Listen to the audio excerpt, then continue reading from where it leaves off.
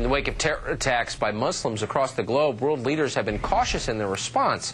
President Bush, for instance, says it is imperative to, quote, help the forces of moderation win the great struggle against extremism, presumably within Islam. The president and others put blame for these violent attacks and suicide bombings squarely on a fringe element within a peaceful religion. President Bush says it is these radicals who are Islam's, quote, true enemy. That's what most of us believe. That's what all of us want to believe, certainly. But is it true? Joining us now, Bryan Daly, the co-director of the new film Islam, What the West Needs to Know. Mr. Daly, thanks a lot for joining us. Hi, Tucker. Thanks for having me on. So is that true? I mean, is Islam a peaceful religion hijacked by a small minority?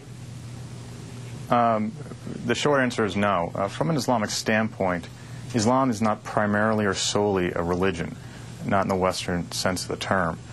Islam is not a spiritual creed or a personal faith. Islam is a political ideology. It's a system of law. Islam is a government, and this particular government is not peaceful. It's explicitly expansionary. What does that mean, explicitly expansionary?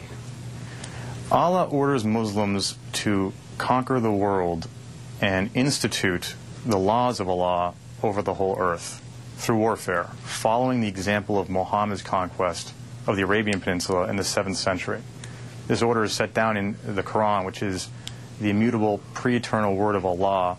It stands for all time and cannot be changed or questioned from an Islamic standpoint.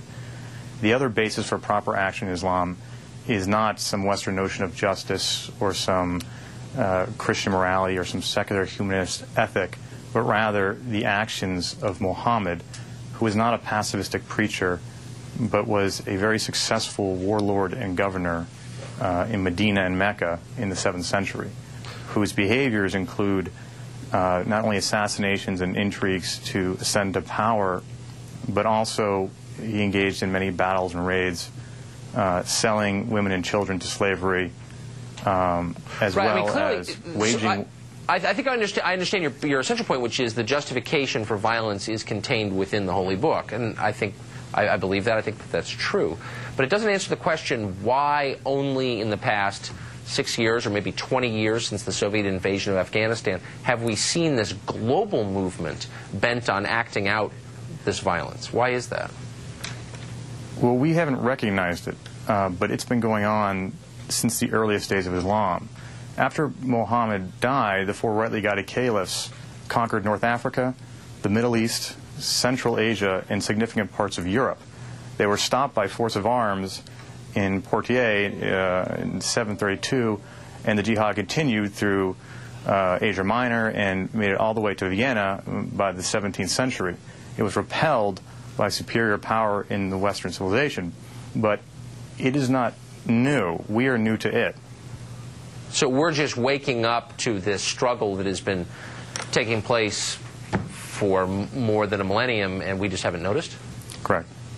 Yeah, that's exactly right. Islam was in decline as America was in its, I would say, comeuppance in the 20th century. In the 21st century, we're living in a time where Islam is reemerging as the political force that it was always meant to be. And understanding Islam as a government, as a theocracy that does not divide church and state, right, the religious and the secular, is essential to understanding the problem the world is facing today. Right. More than just a religious faith. That's a really interesting point. Bryan Daly, thanks very much.